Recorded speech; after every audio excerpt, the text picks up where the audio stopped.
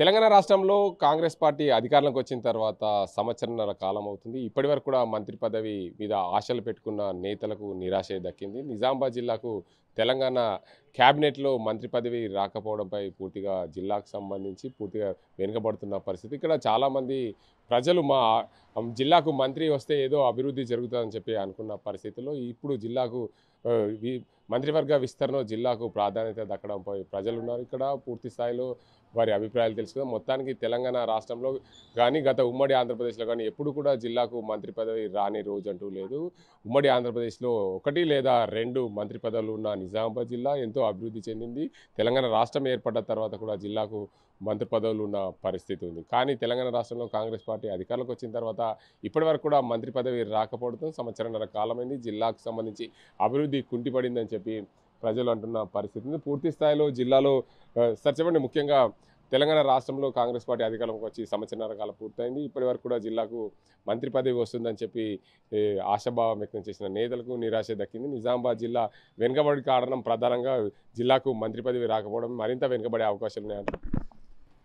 అంటే వాస్తవానికి ఏంటంటే దాదాపు 18 నెలలు రాష్ట్ర ప్రభుత్వం ఏర్పడి కాంగ్రెస్ ప్రభుత్వం మొదటి దఫా మంత్రివర్గ విస్తరణలు నిజామాబాద్ జిల్లాకి, అంటే ఉమ్మడి నిజామాబాద్ జిల్లాకి మంత్రి పదవి మంత్రివర్గంలో స్థానం లేదు.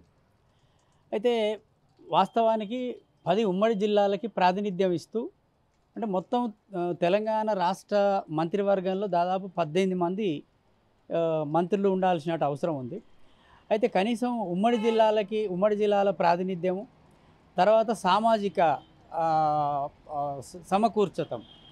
సామాజికంగా సమకూర్చడం, అంటే సోషల్ ఇంజనీరింగ్, ఇవన్నిటిని కూడా తీసుకురావాలి. ఎందుకంటే ఇలా ఒక దిక్కు రాహుల్ గాంధీ గారు సమాజంలో ఎవరి జనాభా ఎంతో వారి దామాష ప్రకారం వాటా ఆడే అని అన్నప్పుడు మంత్రివర్గం కూడా అదే పద్ధతుల్లో సమకూర్చాల్సిన అవసరం ఉంటుంది.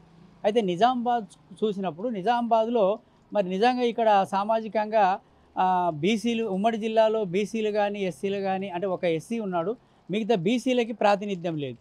మరి ఇక్కడ ఉన్నప్పుడు ఇక్కడ కుల ప్రతిపాదిగా చూస్తే మాత్రం నిజామాబాద్కి అన్యాయం జరుగుతుంది. ఇక్కడ నిజామాబాద్కి ఖచ్చితంగా ఉమ్మడి నిజామాబాద్కి మంత్రివర్గంలో స్థానం దక్కితే ఇక్కడ కొన్ని నిధులు కానీ, లేదా ఇక్కడ ఉన్నటువంటి కొన్ని ప్రాజెక్టులకు కానీ నేరుగా మంత్రివర్గము ముఖ్యమంత్రితో మాట్లాడము, లేదా మంత్రివర్గంలో కొన్ని నిర్ణయాలు, జిల్లాకు సంబంధించిన కొన్ని పెండింగ్ ప్రాజెక్టులు, లేదా కొన్ని మౌలిక సదుపాయాలకు సంబంధించిన నిధులు, అంటే ఈ జిల్లాకు సంబంధించిన 3 ప్రధానమైనటువంటి 4 మున్సిపల్ కేంద్రాలు ఉన్నాయి. నిజామాబాద్ కార్పొరేషన్, తర్వాత ఆర్మూరు, బోధన్, తర్వాత బాన్సువాడ, భీమ్గల్, ఇట్లాంటి ముఖ్యమైనటువంటి అభివృద్ధి చెందుతున్నటువంటి పట్టణాలు ఇవి. ఈ పట్టణాలు కొన్ని గ్రామాలు, అంటే మున్సిపాలిటీలుగా మారిన తర్వాత వీటికి నిధుల కొరత తీవ్రంగా ఉంది. మౌలిక సదుపాయాలు, రోడ్లు కానీ, మంచినీటి సమస్య కానీ, ఇట్లాంటి పరిస్థితులు ఉన్నప్పుడు నేరుగా మంత్రివర్గంలోకి ఈ జిల్లా నుంచి ప్రాతినిధ్యం వహించేటువంటి మంత్రి ఉంటే దీనికి సంబంధించినటువంటి రూరల్ డెవలప్మెంట్ కానీ, అర్బన్ డెవలప్మెంట్కి సంబంధించినటువంటి ప్రధానమైనటువంటి సమస్యల్ని ప్రస్తావించి వాటికి సంబంధించినటువంటి నిధులు రాబట్టడంలో మంత్రి కీలకమైన పాత్ర పోషిస్తారనేది ఇక నిజామాబాద్ జిల్లా ప్రజలు ఈ మంత్రివర్గ విస్తరణలో ఆశించారు. అయితే ప్రధానంగా స్వయంగా మన నిజామాబాద్ జిల్లా నుండే సీఎం రేవంత్ రెడ్డికి ఊపొచ్చింది. నిజామాబాద్ జిల్లా నుండి నాకు పసుపు రైతుల ఉద్యమం తర్వాత నాకు పీసీసీ పదవి వచ్చింది. దాని తర్వాత నిజామాబాద్ జిల్లాలో పాదయాత్ర చేసిన తర్వాతనే రాష్ట్ర ముఖ్యమంత్రి అయ్యానని చెప్పి చాలా సందర్భాల్లో ముఖ్యమంత్రి రేవంత్ రెడ్డి చెప్పిన పరిస్థితి. అదే సందర్భంలో ఇంత ప్రాతినిధ్యం ఉన్న నిజామాబాద్ జిల్లాకి మంత్రివర్గంలో స్థానం కల్పించకపోవడంపై రాష్ట్ర ముఖ్యమంత్రి ఫెయిల్యూర్ అయ్యారని చెప్పవచ్చు.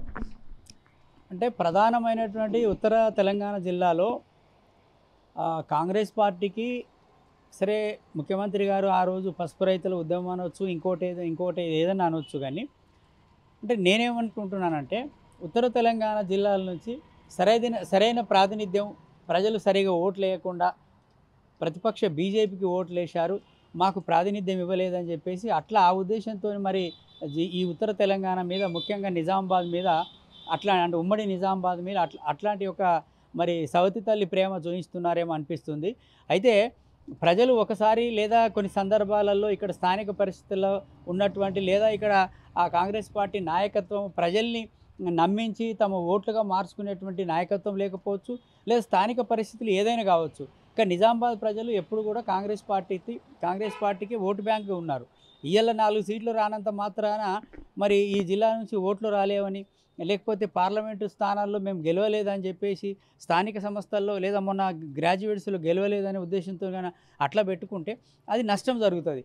ఎందుకంటే మేము ఓట్లేయకపోయినా కాంగ్రెస్ ప్రభుత్వం ఈ తెలంగాణ జిల్లాలో ముఖ్యంగా నిజామాబాద్ జిల్లా మీద అభివృద్ధికి సంబంధించిన చాలా అంశాల మీద, కీలకమైన సమస్యల మీద మరి దృష్టి కేంద్రీకరించి ప్రజల సమస్యలు పరిష్కరిస్తున్నారు అనేటువంటి ద్వారా ప్రజలు మన్ననలు పొంది రేపు భవిష్యత్తులో కాంగ్రెస్ పార్టీకి అనుకూలమైనటువంటి వాతావరణం ఏర్పడే అవకాశం ఉంటుంది అనేది నేను అనుకుంటా. కాబట్టి ఏంటంటే ఇప్పటికైనా రాష్ట్ర ప్రభుత్వం అయితే ఒకటి మాత్రం వాస్తవం, తెలంగాణలో ఏదైతే వల్ల స్థానిక సంస్థల్లో 42% రిజర్వేషన్లు కల్పిస్తామంటున్నారో, దేశవ్యాప్తంగా కులగణన జరిపి ఎవరి జనాభా దామాష ప్రకారం వారికి చట్టసభల్లో అన్ని రంగాల్లో మరి ప్రాతినిధ్యం ఉండాలని రాహుల్ గాంధీ గారు చెప్తా ఉన్నారు.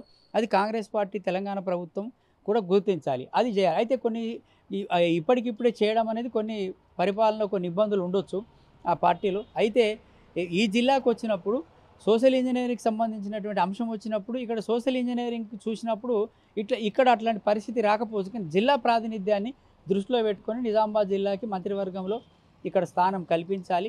అది ఎవరిని ఇస్తారు ఏది ఇస్తారని కాంగ్రెస్ పార్టీ ఇష్టం. కానీ నిజామాబాద్ జిల్లాకు కూడా మంత్రివర్గంలో ఇంకా 3 ఉన్నారు కాబట్టి వాటిని మరో 2 ఏళ్ళు మరీ చివరి వరకు కాకుండా త్వరితగతిన దాన్ని కూడా పూర్తి చేసి అందులో నిజామాబాద్ జిల్లాకు ప్రాతినిధ్యం ఇవ్వాలి.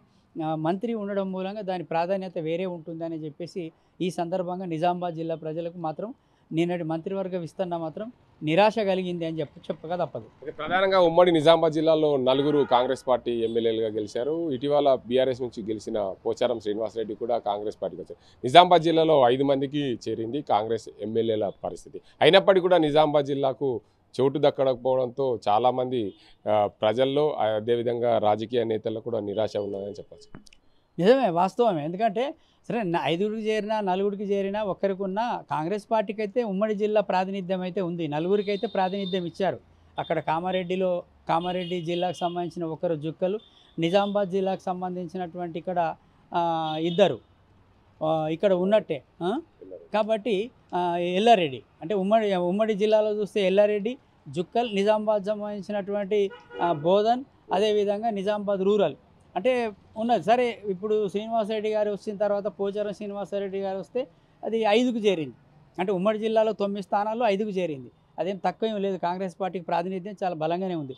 కాబట్టి ఏంటంటే ఇప్పటికైనా జిల్లాని విస్మరించకుండా మరి భవిష్యత్తులో అన్న ఆలోచించాలని చెప్పేసి మేము అంటే నిజామాబాద్ ఉమ్మడి జిల్లా ప్రజల తరఫున విజ్ఞప్తి చేయాల్సిన అవసరం ఎంతైనా ఉంది.